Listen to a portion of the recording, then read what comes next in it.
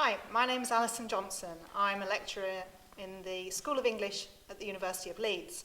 And in this podcast, I'm going to try to answer the question, why should anyone study grammar? Now, grammar is one of those words that strikes fear into most people's hearts. But as children, we understand and acquire our knowledge of language and grammar at the same time. And one of the things that's important to do as we become students of language later on is to try to reactivate some of this knowledge that we had pretty much by the time we were 3 years old. So if 3-year-olds can understand grammar of questions, then I think students of A-level and university courses should have no problem at all. What we're going to look at in this podcast is the grammar just of questions. And questions are very interesting because of the way that they're used to do things with language. One of the first questions that children ask is, dat, meaning, what's that?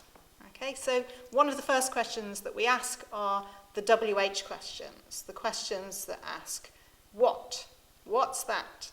And young children want to know the names for everything. So WH questions are good for finding information. And we're going to look at the whole range of questions. But first of all, I want to think about the range of sentence types. So every time we utter a sentence, as linguists, we can classify those sentences into 4 basic types. This is one of the interesting things about language, is to have as few categories as possible. Okay, so 4 kinds. We'll start with the first 2. So sentences can be declarative or interrogative.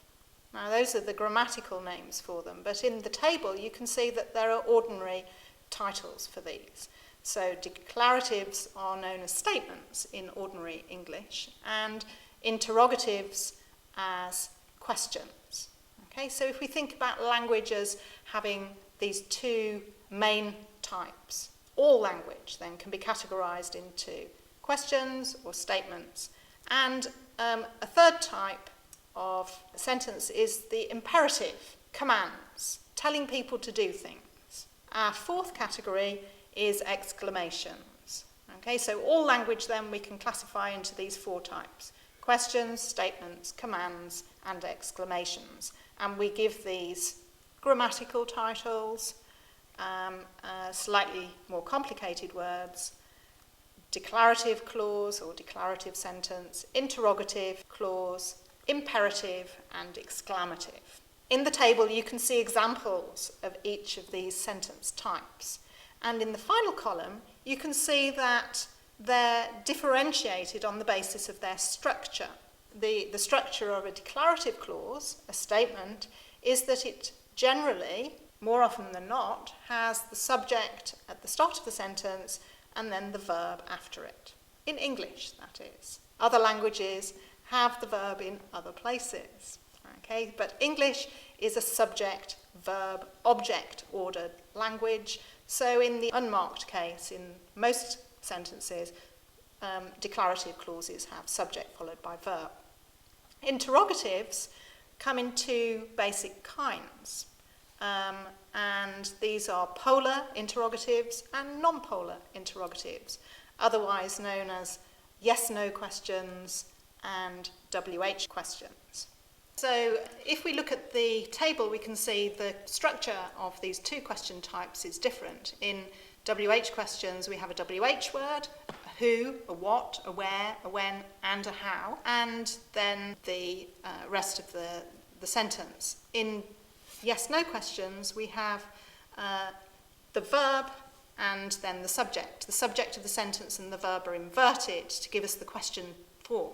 Okay, so if we think about questions separately from the other kinds of clauses, we've got 2 main categories, but language is never quite as simple as that.